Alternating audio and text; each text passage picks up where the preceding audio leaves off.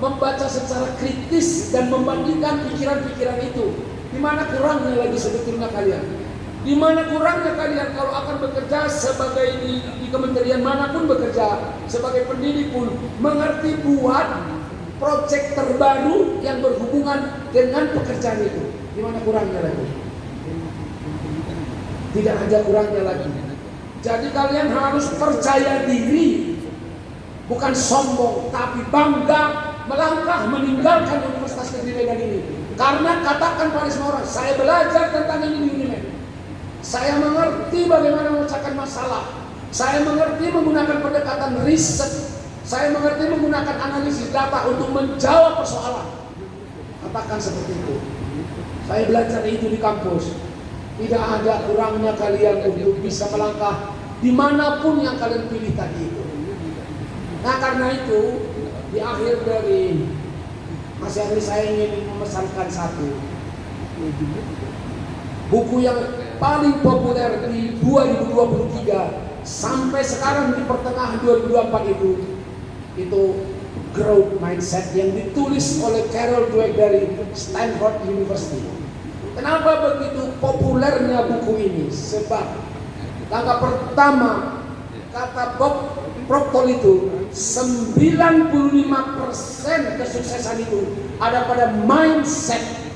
Nah, karena itu perbaiki pola pikir. Coba sekarang dulu langkah pertama perbaiki pola pikir. Lebih positif, lebih menghargai, lebih terbuka, open mind, open heart, and open will. Langkah pertama itu. Sekarang nilai diri sendiri. Anda kalian ini anak-anak sekalian bisa kalian menilai apakah saya ini akan berhasil di masa depan? Bisa. Detik ini sambil duduk kamu bisa memastikan, kamu bisa menilai apakah saya bisa berhasil di masa depan. Bisa. Dari mana bisa? Bila saya ini adalah orang yang mindsetnya growth mindset, pola pikir positif, hanya itu dulu langkah awal mengantarkan diri ini untuk berhasil. Jadi tanya diri sendiri sekarang, apakah saya ini hatinya lebih terbuka, lebih positif, lebih baik pada orang, nilai sendiri. Kalau iya, itu modal yang amat sangat kuat untuk bergerak lebih baik. Satu, jadi perbaiki dulu mindset, jadi growth mindset. Yang kedua, modal bekerja itu cuma 4 literasi: bahasa, data, teknologi, dan manusia, literasi manusia. Udah, bahasa, data, teknologi, manusia. Habis. 2. Yang terakhir, siapa orang-orang yang bisa meraih masa depan dengan baik? Jawabnya sederhana. Mereka diklaim sebagai orang yang memiliki transformative kompetensi. Jadi sudah tidak relevan saya bicara sama kalian link and match, sudah gak relevan. Mengapa? Perubahan amat sangat cepat. Jadi yang relevan saya bicarakan itu adalah kemampuan bertransformasi. Sehebat apa kalian bisa mentransformasi diri, itulah yang membuat kalian menjadi berhasil. Apa yang dimaksud dengan kemampuan transformasi? 1. Create new value. Daily activity. Setiap hari kalian mencari nilai terbaru. Adakah yang terbaik yang bisa saya lakukan? Itu namanya creating new value. Itu indikator pertama orang-orang yang diklaim orang yang transformatif. Creating new value, nilai baru. Kalau saya jangankan untuk bekerja, orang cara beribadah pun bisa bertanya, emang begini cara saya beribadah? Apa tidak ada yang lebih baik? Memang begini cara saya memperlakukan orang tua? Apa nggak ada yang lebih baik? Memang begini cara saya memperlakukan teman? Apa tidak ada yang lebih baik? Setiap hari dia tanya seperti itu pada dirinya.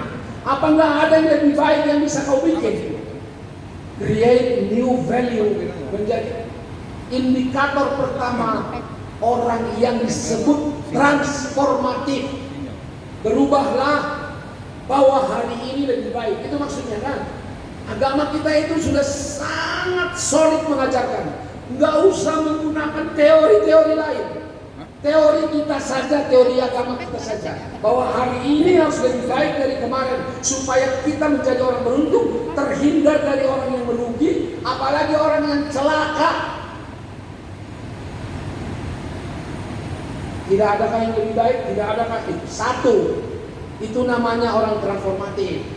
Dua, dia menjadi rekonsiliator sejati, reconciling tensions and dilemma.